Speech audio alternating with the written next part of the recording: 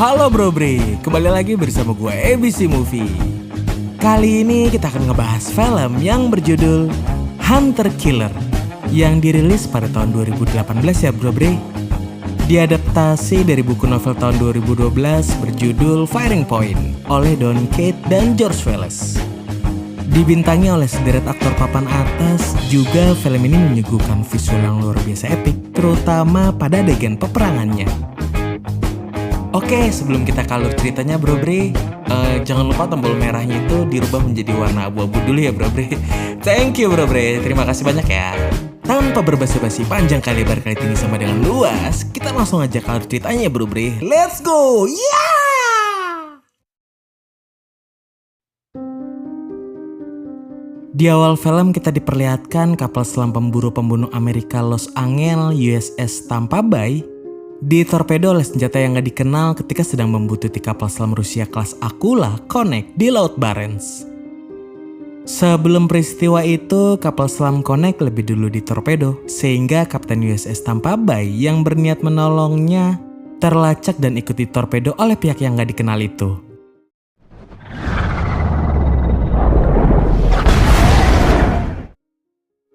Menghilangnya USS Tampa Bay telah diketahui Pentagon, tapi nggak tahu penyebabnya.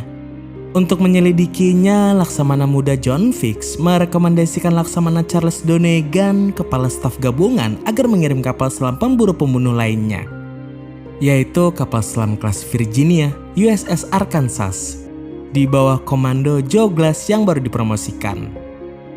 Joe sendiri sedang berada di pegunungan Lochaber, Skotlandia.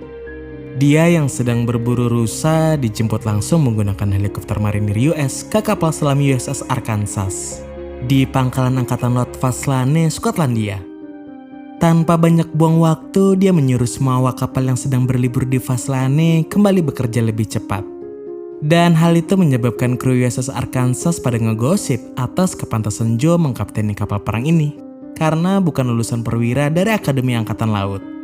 Menyadarinya, Joe pun berpidato sejenak dan menyampaikan bahwa misi mereka adalah menyelamatkan kru USS Tampa Bay dan meminta mereka mengesampingkan sejenak pandangan tentangnya. Pada saat yang sama, analisis senior Badan Keamanan Nasional Jane Norquist meminta bantuan John untuk mengirimkan tim pengintai ke pangkalan angkatan laut Rusia di Polyarny karena ditemukan kegiatan mencurigakan dari Presiden Rusia Nikolai Zakharin yang pergi ke sana dengan tim keamanannya sesaat sebelum serangan terjadi. Sebagai tanggapan, John akan mengirimkan tim Navy SEAL di bawah komando Letnan Bill Beman yang pada saat itu sedang menggelar latihan penanggulangan teroris di Tajikistan. Beman yang memiliki temperamen tinggi memarahi prajurit baru Paul Martinelli yang bertugas sebagai sniper karena gagal menyelesaikan tugasnya.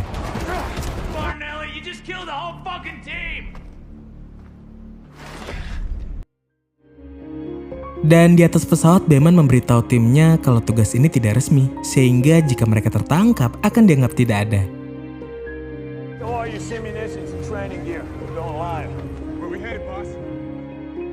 Setelah persiapan selesai, Joe memerintahkan kapal selam USS Arkansas yang masih melaju di permukaan laut untuk mulai menyelam. Di sini kita diperlihatkan kelihayan awak kapal selam yang mampu berdiri melawan gravitasi ketika kapal sedang melaju diagonal.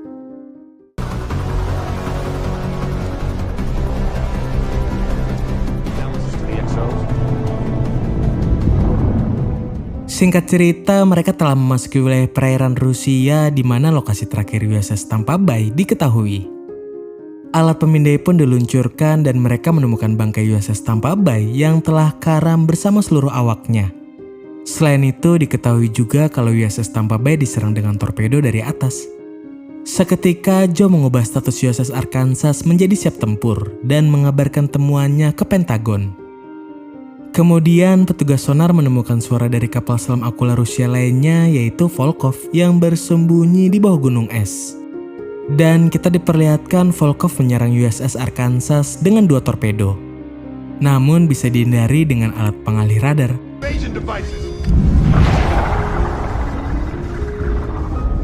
Joe membalas dengan tembakan torpedo yang meleset karena lokasi Volkov yang tersembunyi. Dan dengan cepat pemindai sonar menemukan Volkov dan menuntun torpedo ke arahnya hingga menghancurkan Volkov. Tapi dua torpedo Volkov masih aktif dan kembali mengejar USS Arkansas.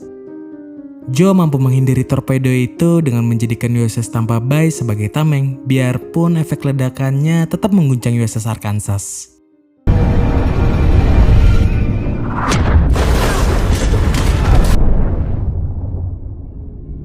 Petugas sonar kembali menemukan sinyal dari kapal selam lain, Connect, yang rusak dengan menunjukkan indikasi sabotase internal dari serangan eksternal, karena bekas ledakannya mengarah keluar kapal.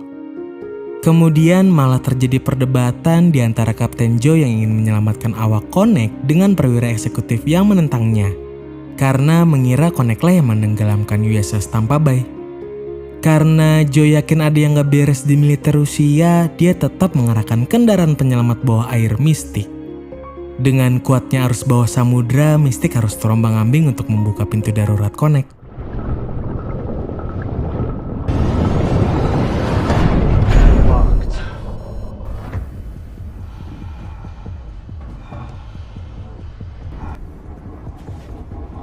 Di sana masih ada 3 kru Connect yang selamat, termasuk komandannya, Kapten Sergei Andropov.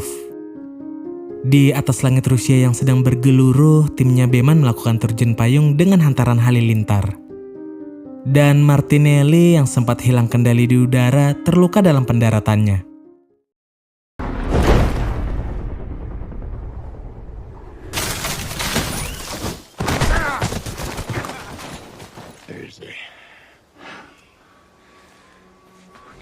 Kemudian mereka menyelinap ke pangkalan angkatan laut Rusia di Polyarny dan mengintai dari tempat tersembunyi. Dengan drone bawah air, mereka menyiarkan kegiatan militer Rusia di situ ke Washington. Terlihat bahwa militer Rusia sedang mengarahkan kapal penghancur dengan komando dari Menteri Pertahanan Dmitry Durov. Sedangkan Presiden Nikolai Zakharin sedang diisolasi nggak jauh dari sana. Tujuan Dmitry adalah melakukan kudeta terhadap Nikolai yang terjebak di sana dan memulai perang dengan Amerika. Kudeta itu disaksikan oleh Washington ketika Nikolai ditawan dan seluruh tim keamanannya dibunuh ke laut.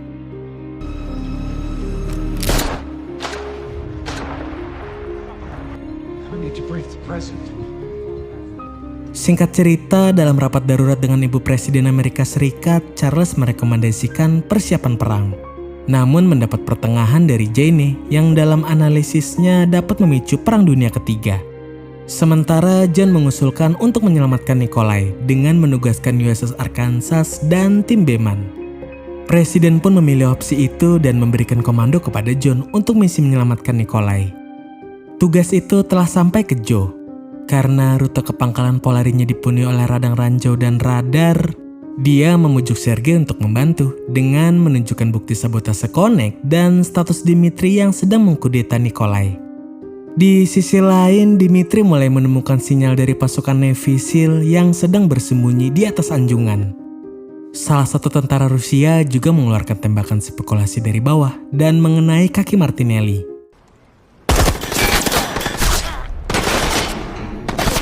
Yang membuat dia harus menahan suara kesakitannya.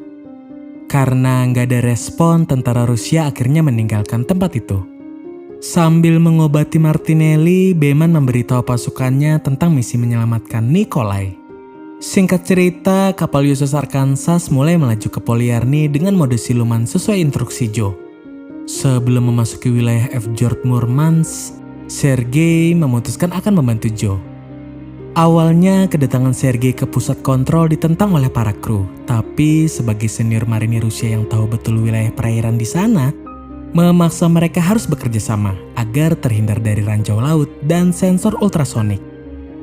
Dan kita diperlihatkan salah satu kru hampir saja membuat kesalahan saat menjatuhkan kunci pas. Untung ada yang menangkapnya.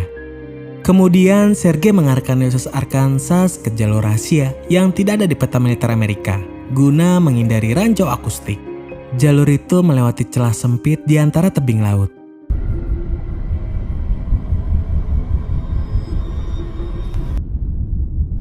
Through the choke point.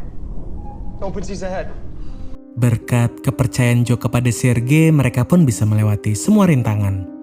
Pasukan Navy SEAL memulai operasi penyelamatan tanpa Martinelli. Mereka pun menyelam ke tempat penahanan pada tengah malam dan bertemu dengan salah satu pengawal Nikolai, Oleg, yang terluka. Dan dia bergabung dengan tim Bayman sebagai pemandu. Dengan memanjat tembok, mereka melumpuhkan penjaga di ruangan Nikolai. Lalu meledakkan pintu bajanya.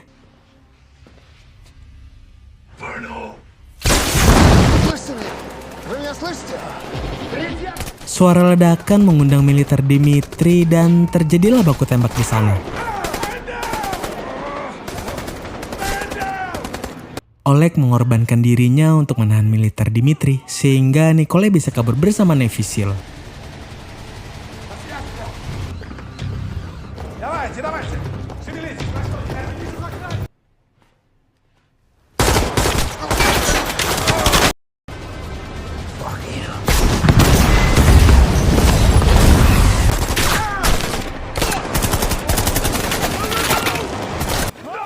Namun salah satu anggotanya, Devin, tewas tertembak.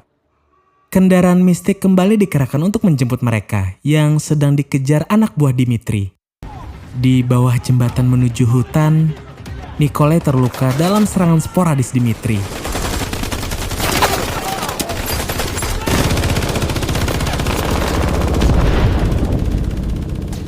Dalam keadaan terdesak, Martinelli membantu mereka dengan tembakan jarak jauhnya dari dalam hutan. Matt melanjutkannya dengan menghancurkan kendaraan musuh.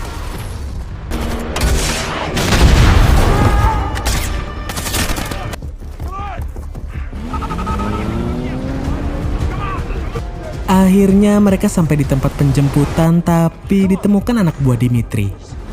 Matt pun menahannya seorang diri sampai Bayman dan Nikolai aman, baru menyusul menyelam.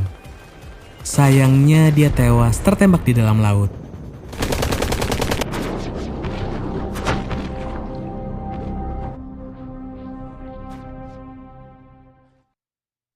Setelah mengantar Nikolai ke Mystic, Bayman kembali lagi ke pantai, berniat menjemput Martinelli.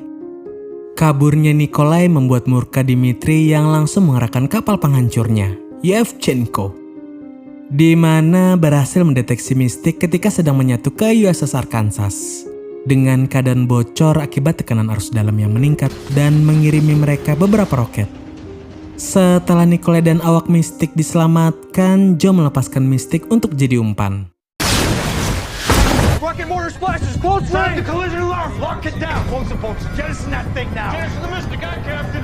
15. Namun banyaknya roket yang meledak malah memberi dampak besar bagi USS Arkansas.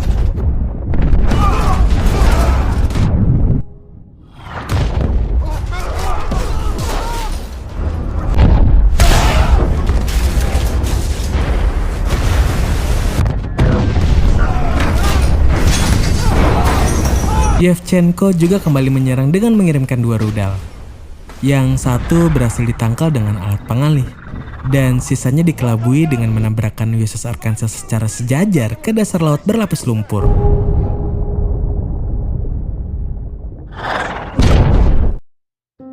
Dari Washington, Charles menganggap USS Arkansas telah tenggelam dengan menewaskan Nikolai dan membuatnya menyalahkan John. Karena secara politik Amerika telah membunuh Nikolai. Dan untuk berjaga-jaga terhadap balasan Rusia, dia menyiapkan armada lautnya di perairan Atlantik.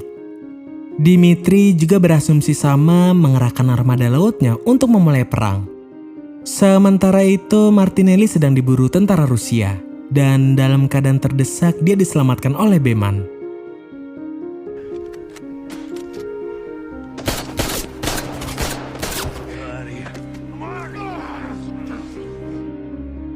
Singkat cerita, di dasar laut, tak disangka USS Arkansas masih survive, biarpun mengalami kerusakan parah.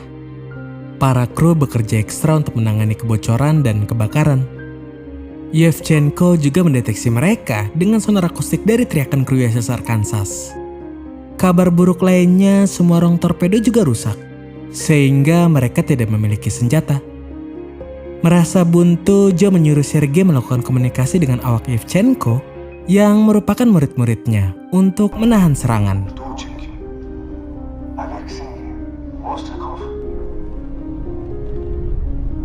Lalu USS Arkansas menampakkan diri ke permukaan di depan Yevchenko. Hal itu juga diketahui Washington. They've surfaced right next to Yevchenko. Kapten kapal Yevchenko merupakan komplotannya Dmitri, dan dia memaksa awak kapal menembak USS Arkansas, namun gak ada yang mau. Sampai Nikolai bersuara melalui radio komunikasi mengabarkan keberadaannya di sana. He's alive. Dmitri yang dikabarkan hal itu menyiapkan rudal anti kapal KH-35. Washington juga merespon dengan mengizinkan USS Arkansas menggunakan tembakan misil Tomahawk, satu-satunya yang masih berfungsi. Kedua pihak sama-sama siap menembak misilnya. Ketika Durov memerintahkan pasukannya di pangkalan untuk menembakkan rudal ke USS Arkansas, Joe malah menolak untuk mengambil tindakan. Menyadari bahwa menembak kembali ke Rusia dapat memulai perang yang dia coba hentikan. Di detik-detik terakhir, kru Yevchenko menentang perintah dan menghancurkan rudal Dmitri dengan sistem senjata jarak dekat.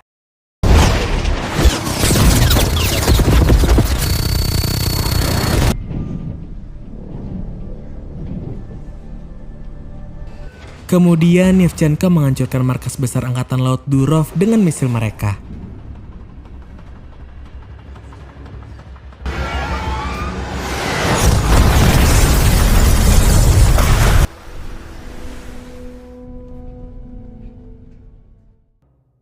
Keputusan berani Joe pada akhirnya membawa kedamaian. Apresiasi diberikan oleh semua pihak karena berhasil menghindari Perang Dunia Ketiga.